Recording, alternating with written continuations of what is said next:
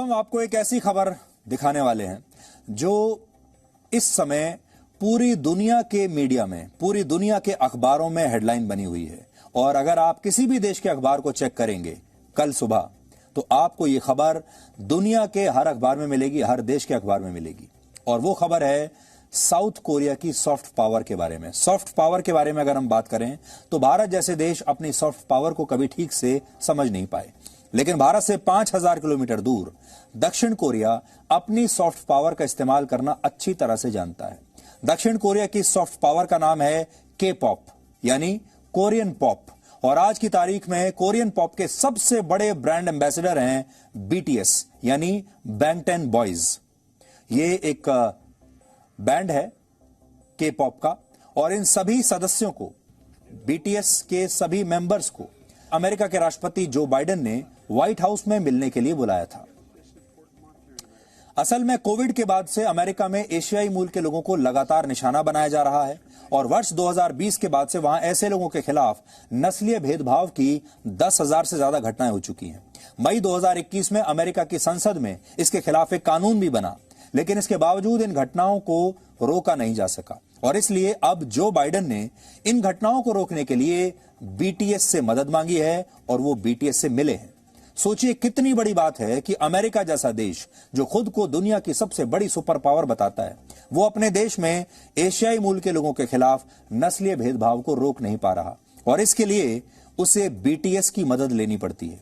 इससे पता चलता है कि आज बीटीएस की soft power, super power America से भी कहीं ज्यादा प्रभावशाली है।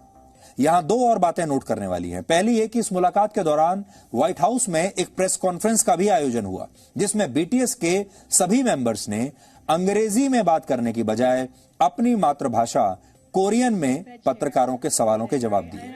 ऐसा करके उन्होंने न सिर्फ कोरियन भाषा को एक अंतर्राष्ट्रीय मंच दिया, बल्कि अपने देश की सांस्कृतिक पहचान को भी प्रमोट किया, अपने देश की संस्कृति को, अपने देश की भाषा को प्रमोट किया, और दुनिया को बताया कि उन्हें अपने देश पर गर्व है। जबकि हमारे देश में, भारत जैसे देशों में ऐसा नहीं होता।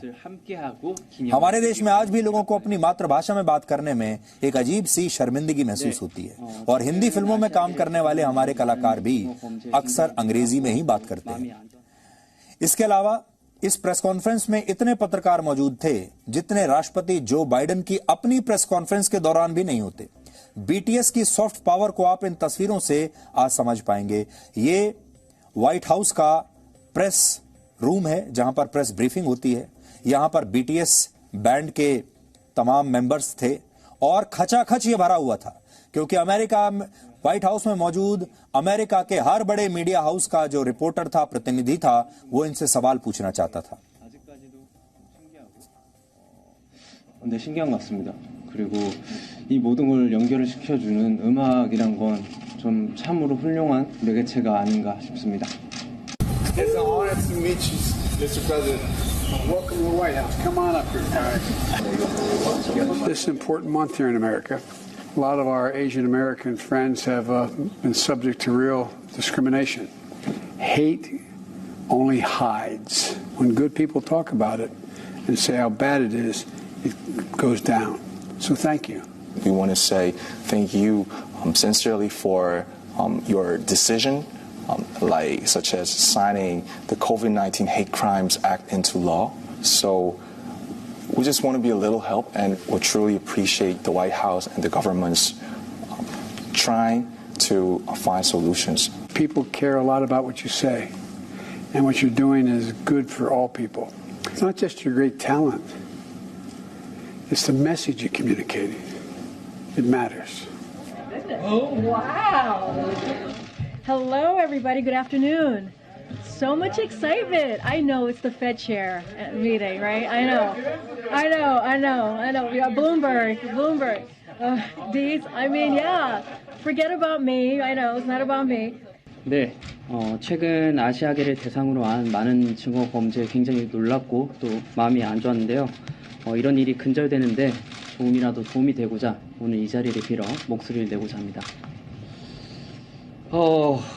나와 다르다고 그것은 잘못된 일이 아닙니다. 옳고 그름이 아닌 다름을 인정하는 것으로부터 평등은 시작된다고 생각합니다. 네, 우리는 모두의 각자의 역사를 가지고 있습니다. 오늘 한 사람 한 사람이 의미 있는 존재로서 서로 존중하고 이해하기 위한 또 한 걸음이 되기를 바랍니다. And lastly, we thank President Biden and the White House for giving this important opportunity to speak about the important causes, remind ourselves of what we can do as artists. Once again, thank you very much. तो BTS के तमाम जो members हैं ये सारे युवा हैं, बहुत यंग लोग हैं, लेकिन सोचिए इन्हें अपने देश पर, अपनी भाषा पर, अपनी संस्कृति पर कितना गर्व है। और आज ये अपनी कला के दम पर, अपने संगीत के दम पर कितने शक्तिशाली हो गए कि इन्हें व्हाइट हाउस में आने के लिए अमेरिका के राष्ट्रपति जो बाइडेन ने इनवाइट किया है और वो व्हाइट हाउस में जो बाइडेन से मिलने के लिए गए हैं। के पॉप दक्षिण कोरिया की एक म्यूजिक इंडस्ट्री है जिसका मतलब होता है कोरियन पॉप म्यूजिक। पॉप का अर्थ होता है पॉपुलर कल्चर, यानी ऐसी संस्कृति जिसकी लोकप्रियता बहुत ज्यादा है।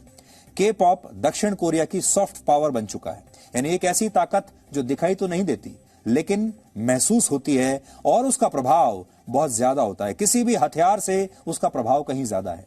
के पॉप की बदौलत दक्षिण कोरिया की संस्कृति दुनिया के कोने कोने तक पहुंच रही है और के पॉप स्टार्स इस संस्कृति के सबसे बड़े ग्लोबल ब्रांड एम्बेसडर्स बन गए हैं। के पॉप म्यूजिक एल्बम्स में आधुनिक संगीत, लिरिक्स, डांस कोरियोग्राफी और हाई क्वालिटी प्रोडक्शन का एक शानदार मिश्रण होता है।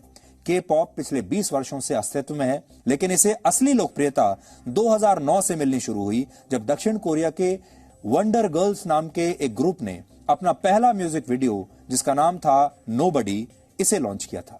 और तब से लेकर अब तक दक्षिण कोरिया का के पॉप म्यूजिक हजारों करोड़ रुपए का उद्योग बन चुका है। बीटीएस की लोकप्रियता का अंदाजा आप इसी बात से लगा सकते हैं कि पिछले साल दक्षिण कोरिया के राष्ट्रपति ने बीटीएस को संयुक्त राष्ट्र में अपने देश का विशेष दूत नियुक्त किया था और एक विशेष दूत बनाकर वहां भेजा था और इन्हें डिप्लोमेटिक पासपोर्ट दिए गए थे। दक्षिण कोरिया जानता है कि उसकी के पॉप वाली सॉफ्ट पावर किसी मिसाइल से भी कहीं ज्यादा प्रभावशाली है। इसकी लोकप्रियता इतनी ज्यादा है कि वर्ष 2018 में उत्तर कोरिया की राजधानी प्योंगयांग में तानाशाह किम जोंग उन के सामने भी दक्षिण कोरिया के पॉप स्टार्स ने परफॉर्म किया था। इसके अलावा बीटीएस की लोकप्रियता की वजह से दक्षिण कोरिया की अर्थव्यवस्था को हर वर्ष 27,000 करोड़ रुपए का फायदा होता है और जब भी बीटीएस की कोई नई एल्बम या नया गाना रिलीज होता है तो दक्षिण कोरिया और पूरी दुनिया में बीटीएस से जुड़े प्रोडक्ट्स की बिक्री तेज हो जाती है और बीटीएस से आकर्षित होकर हर साल 8 लाख लोग दक्षिण कोरिया घूमने जाते हैं, जो दक्षिण कोरिया में आने वाले पर्यटकों का 70% है। यानी इस बैंड की दुनिया भर में जबरदस्त फैन फॉलोइंग है और ये बैंड अब दक्षिण कोरिया की सबसे बड़ी सॉफ्ट पावर बन चुका है। हालांकि बीटीएस ने सॉफ्ट पावर के तौर पर जो काम दक्षिण कोरिया के लिए किया और हॉलीवुड ने जो काम अमेरिका के लिए किया, वो काम हमारा बॉलीवुड भारत के लिए कभी नहीं कर पाया। बॉलीवुड ने हमारी संस्कृति, संगीत और कला को तो दुनिया तक पहुंचाया, लेकिन एक शक्तिशाली देश के रूप में भारत की छवि बनाने के लिए कुछ नहीं किया। बॉलीवुड के अलावा आज हमारे देश के पास आयुर्वेद है, योग है, गांधी जी का अहिंसा का मंत्र है, हमारे देश में अध्यात्म है, हिंदू धर्म है और बौद्ध धर्म भी भारत की एक बहुत बड़ी सॉफ्ट पावर बन सकते हैं और बड़ी बड़ी अंतर्राष्ट्रीय कंपनियों ने अब आयुर्वेदिक प्रोडक्ट्स बनाने शुरू कर दिए हैं। अध्यात्म का अनुभव लेने के लिए भी बड़ी संख्या में विदेशी भारत आते हैं और अब तो विदेशों में अध्यात्म से संबंधित बहुत सारे ऐप्स आ गए हैं जिसमें हमारे ही देश के अध्यात्म को अंग्रेजी में अलग अलग शब्दों में वेलनेस का नाम देकर बेचा जा रहा है, लेकिन भारत इन्हें अपनी सॉफ्ट पावर के तौर पर कभी भी स्थापित नहीं कर पाया। Presenting B News app available on Google Play and App Store. Download it now.